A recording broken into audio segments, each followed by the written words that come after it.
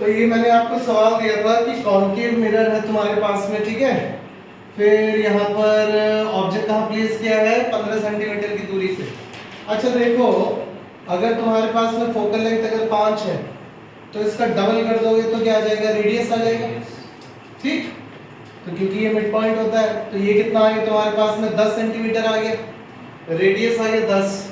अच्छा, ऑब्जेक्ट रखा है 15 पे, ये वाले डायरेक्टली तुमको फॉर्मूला लगाना है।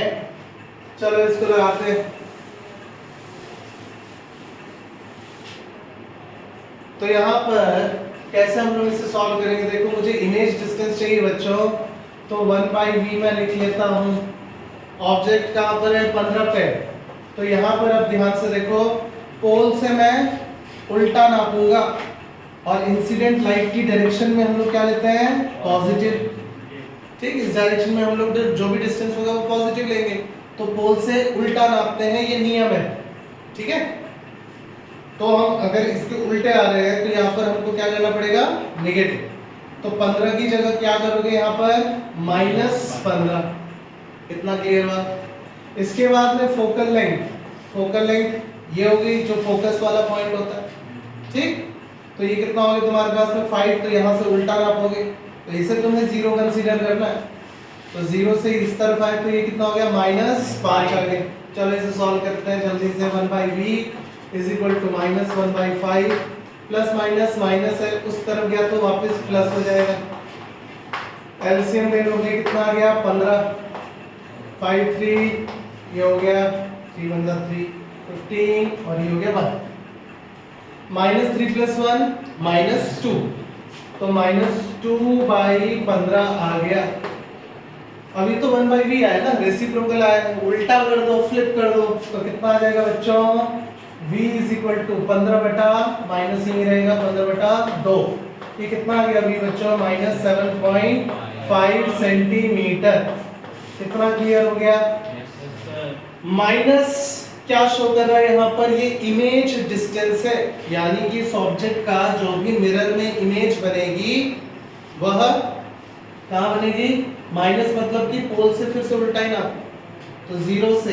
अच्छा ये 15 है, देखो यहाँ से, तो 15 का आधा ही तो 7.5 है, तो 7.5 मतलब कि 5 यहाँ तक है, 10 यहाँ तक है, तो 7.5 के बीच में है ना, समझ में आया। तो यहाँ पर हमको इमेज मिलेगी, ठीक है जी। अब आगे की बात कर लेते हैं। अब आते हैं इमेज कैसी दिखेगी, कहाँ होगी, नीचे बनाऊं, ऊपर बनाऊं। अभी तो सिर्फ मेरे को क्या बना है, पॉइंट मिला है।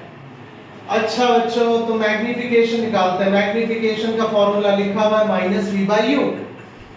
माइनस जो है वो फॉर्मूले का माइनस है, तो पहले तो फॉर्मूले का माइनस रख दो। v जो है उसकी वैल्यू -7.5 है, तो यहाँ लिखोगे -7.5, ठीक है। ये माइनस को इसके साथ में लेने की गलती नहीं करना। अच्छा इसके बाद में u, ऑब्जेक्ट डिस्टेंस कितना है बच्चों, 15 लिखो कि -15 लिखो, -15 लिखेंगे। तो बच्चों माइनस से माइनस उड़ गया। 7.5 का डबल होता है 15, समझ में आया। तो ऊपर में बचा 1, तो मैग्निफिकेशन कितनी आई, -1/2। -1/2 का मतलब क्या है, m का मतलब हो गया -हाफ। हाफ का मतलब मैग्नीफाइड जो है वो आधी भी है। अब अगर 100 में से 100 आते तेरे एग्जाम में तो कितना होता बच्चों मैग्निफिकेशन, आई मीन कितना आता, आंसर 1 आता। 100 में से 100 का मतलब क्या होता है, परफेक्शन। परफेक्शन का मतलब क्या होता है, 1, तो 1 से कम आ रहा है, यानी कि 100 में से 50 आ रखे होंगे तेरे नंबर। ऐसे ही कुछ सोचोगे ना भाई, 100 में से तुम्हारे कितना है, 50 है, तो रेशियो कितना आएगा, 1/2। क्लियर हुई बात। अच्छा यानी कि यह 100 में से 100 ना आके तेरे को 100 में से 50 मार्क्स मिले, तो ऐसा हमने समझे तो ये क्या बनेगा, इस साइज के मुकाबले आधे साइज की होगी। क्या बात ये समझ में आई, बहुत बढ़िया। माइनस मैग्निफिकेशन में कभी भी आ जाए तो क्या समझना है, इन्वर्टेड का मतलब उल्टा मिलेगा। तू अगर इसमें अपना चेहरा रखेगा इस जगह पर तो तेरे को अपना चेहरा शीशे में यानी मिरर में उल्टा नजर आएगा और छोटा नजर आएगा। क्लियर हुई बात, समझ में आ रही है। तो यहाँ पर अभी ये क्या बनेगा, रियल एंड इन्वर्टेड। अच्छा ये हमें, अच्छा मैग्निफिकेशन की कोई यूनिट नहीं होती, क्यों? अगर तो यहाँ पर 7.5 सेंटीमीटर लिखता है तो यहाँ पर भी तो 15 सेंटीमीटर लिखता है, तो सेंटीमीटर से सेंटीमीटर उड़ जाता है, तो इसीलिए मैग्निफिकेशन की कोई भी यूनिट नहीं होती। अच्छा इतना समझ में आ गया। मैग्निफिकेशन के लिए दोनों फॉर्मूले हैं, तो हम क्या करते हैं, height of image upon height of object वाला फॉर्मूला भी लगा दो, क्योंकि m तो पता लग गया। हाइट ऑफ ऑब्जेक्ट बच्चों मैंने कितना दिया है, 4 सेंटीमीटर, तो एक काम करिए यहाँ 4 सेंटीमीटर लिख देते हैं, तो यहाँ पे -½ is equal to height of image upon 4 centimetre. बच्चों समझ में आया? अब 2 2 जा 4 हो गया, 2 को उधर ले जाओ तो 2 1 जा 2 हो गया, तो तुम्हारे पास में हाइट ऑफ इमेज कितनी आ गई बच्चों, -2 सेंटीमीटर।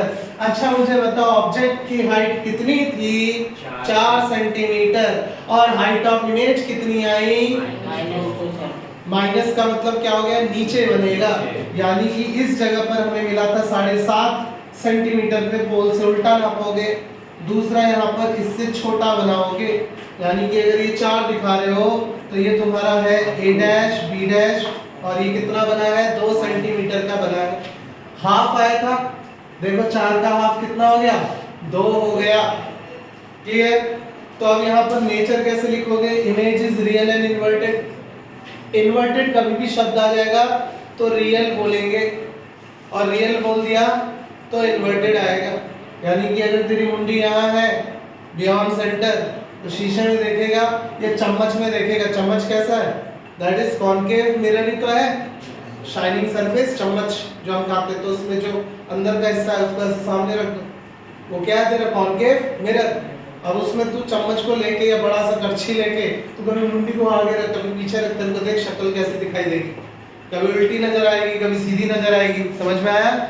तो ये हमने इस माध्यम से, न्यूमेरिकल के माध्यम से समझा, जो भी हमने ऑलरेडी रूल्स एंड केसेस पढ़ रखे थे। क्या केस पढ़ा था बच्चों हमने पढ़ा था कि बियॉन्ड सेंटर ऑफ कर्वेचर को ऑब्जेक्ट को अगर रखते हैं तो इमेज कहाँ मिलती है, between centre and focus. Clear है? चलो नोट कर लो।